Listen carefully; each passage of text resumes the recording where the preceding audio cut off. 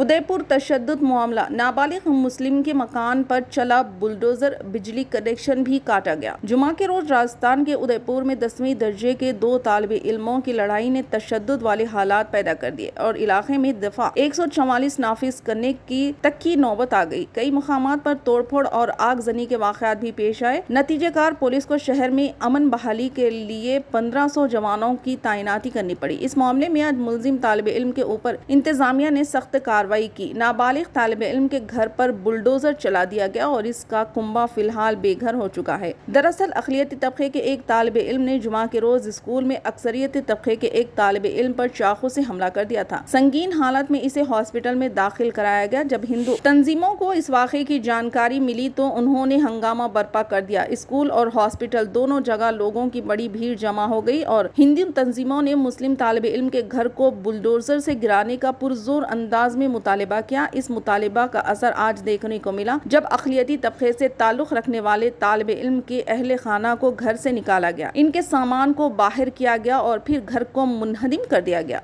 इस कार्रवाई के बाद भी इलाके में हालात कशीदा है और शहर में चप्पे चप्पे पर पुलिस तैनात है। मीडिया रिपोर्ट्स के मुताबिक म्यूनिसिपल कॉरपोरेशन की टीम कसी तादाद में पुलिस अहलकारों के साथ मुलजिम के घर पहुंची। टीम ने मुलजिम के घर के अंदर का सारा सामान बाहर निकाल दिया। म्यूनिसिपल कॉरपोरेशन और महकमे जंगलात ने पहले ही उन्हें नोटिस दे दिया था। उसके बाद मकान को मुनहदिम करने की कार्रवाई शुरू हुई।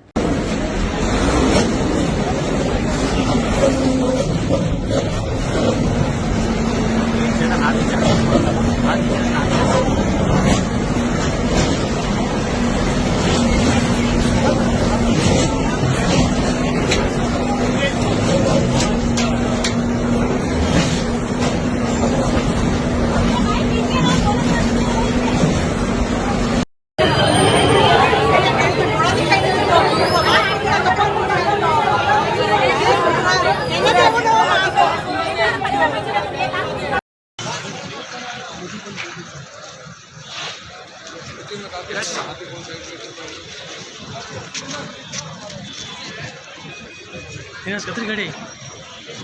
हाँ, कितनी गाड़ी? गाड़ी 3 है ये वापस करो।